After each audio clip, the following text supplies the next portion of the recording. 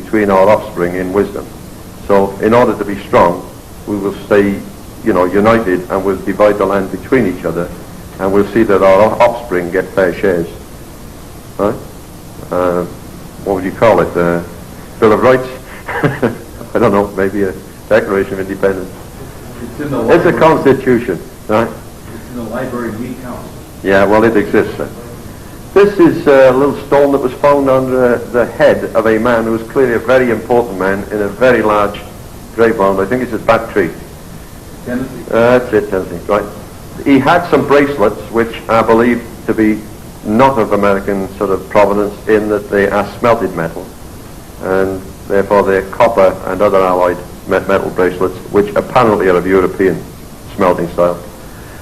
He did apparently have some wooden plugs with him, circular plugs, which have been carbon dated, which fetches from the 6th century.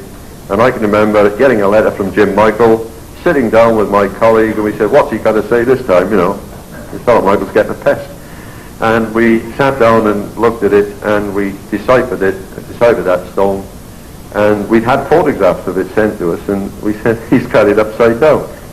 We turned it the other way around, and we could read it.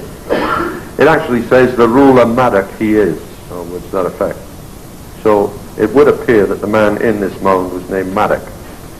Okay? Clearly important man from the size of the mound, so I'm told, and with the bits and pieces with it. Big tall man, bigger than the average Indian, about 6 feet, which you'd expect.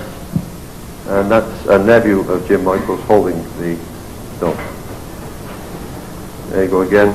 Maddock he is, thou art the ruler, distinctly thou art the ruler. That's how it actually translates. That's another stone, obviously. I'm not sure how to say this. It's difficult to go with Welsh syntax. An Englishman will say, you're a clever lad, but a Welshman will say, there is a clever lad, you are. The syntax is backward speak. It's all over the place. It's not the same syntax as we would use in English. But it says, pure and fresh, sure and certain, the great flood to follow, that we think of to render a strait.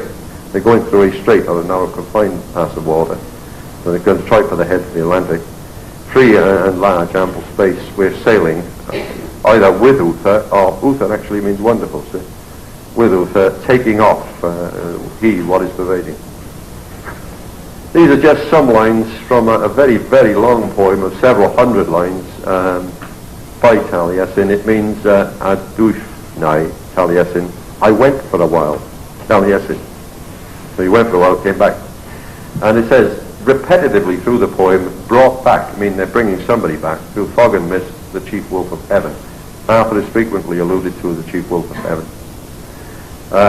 In the time to gather harvests, we know roughly when he's due in. Brought back thine fair passage through the seas, right? The seas through. Brought back from Ere, and they're always referring to this distant place across the Western Ocean as Ere, to the churchyard on the brink and shore where the influx, he was brought to the Eweni estuary in Glamorgan, estuary of the river. Brought back the knight upon golden armour bearing. 3 accounts say he's got his golden armour on. 1 account also says there's a gold face mask, we don't know. Brought back in mind and thought with atonement to give extreme unction. So they brought him back perhaps to settle the succession to the throne. But if you don't bring him back, it could be mayhem as to who's going to be king. Brought back, borne, conveyed the leather bag. Courteous what is possessed formerly, the singer, musician, artist, that's him. Brought back in summer with slow mild lang days. Brought back to a solitary spot in deerskin, salved or embalmed. And then they say, brought back, applied with salve, they've embalmed him, and brought back as a fish in his proceeding. In other words, like a fish in the bottom of a boat. Now this gives you a little flavour of it. We can't obviously not tell you, because these poems run into hundreds of lines and go into fantastic detail, but it gives you an idea of what's going on. So what we've got is a bit of final proof, as Jim would call it. If there's anything I've left out or you've got any questions, we'd be very, very happy to try and answer them. So what you've got is really Welsh-speaking Indians. Wallam Olam is their record. Watlam Oplam in Welsh means the organisation of everybody. Bit odd. You've got the Melungians with blood factors, and they're a strange lot. Melungians have got I'm told, a dulcimer, which is like a lap harp, is it? Or a lap guitar? Well, identical instruments in Wales called a creek. I don't know. Metallurgy, forensic dating with fallen hoof, 6th century manuscripts, a mass of them, not one or two, a mass of them. It's a celebrated event.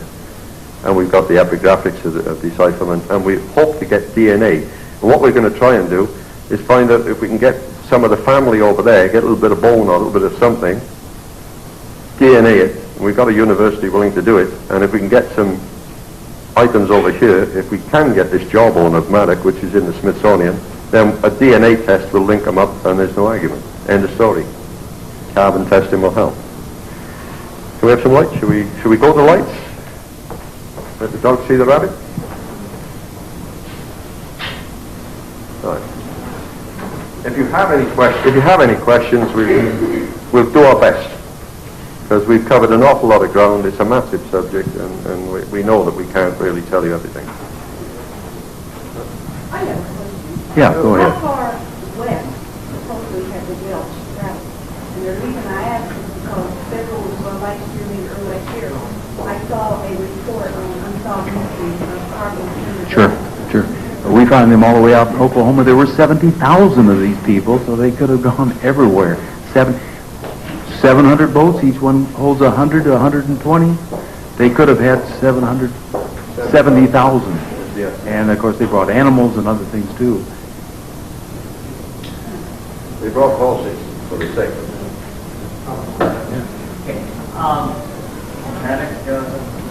it. Yes. It's tagged to the Bat Creek stone. We've got Maddox's name on the Bat Creek stone. Unfortunately, 3 years ago when I went up there, they said they had it. I got there. Secretary of the Ancient Kentucky Historical Association set me up with an interview with the archaeologist, and he said, gee, we've lost it. But they've got something like 40,000 bones tagged in the Smithsonian. I don't think they know what they've got. But we've been consistently asking. We have a work order ready. We have a laboratory standing by to do the DNA and the carbon dating on the mummy. We're not getting very far. They seem to be a little closed-minded up there. But they do want to prove that it's not an American Indian. We got that going for us because there's a pressure on to bury all the bones that are up there. The Bat Creek is in Loudoun County, Tennessee, and there were several mounds there, and it was dug by archaeologists 1886, and all that stuff was taken to the Smithsonian, and it sat up there in a drawer for years, and that's when we found that stone, which they thought said comet for the Hebrews and all that stuff. Words look Hebrew a little bit, letters look a little like Hebrew, but they were Coelbren, and we have massive Coelbren now in writing. A stone with an inscription on it this long that the archaeologists looked at in the 50s and said, made by natural causes. But every scratch on it went in the same depth.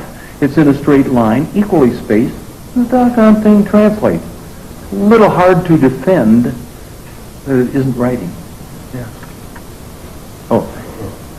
Did you bid on the book? Up here. Yes, sir. Is there any research being done to see if the Hopewell Indian complex is up in Ohio, if there's any link between all of those mounds and that they might be Welsh in nature instead of this Yeah. Unfortunately, there's no funding for this kind of work. If there were, we'd be right on it. Absolutely. They were Welsh. They were British. No question about it. We find all of the things around that area are British. The forts, the mounds, the whole thing. These people buried their kings. Oh, let me tell you about the snake. Well, you've heard serpent mounds, right? There's a couple in Kentucky. There's 4 in Ohio. There's some in West Virginia. And we heard a fellow down there talking where we were presenting a couple weeks ago, or last week, down in Columbus, Georgia. And he says, well, he showed all the pictures of these snake mounds, and he says, that's the only place in the world they've got them. And he's going, what's going on this continent, man? A few centuries back, they were all over the place in the British Isles. Don't they know that Patrick, who was a Welsh monk, started out in 434, went up into Ireland to rid Ireland of the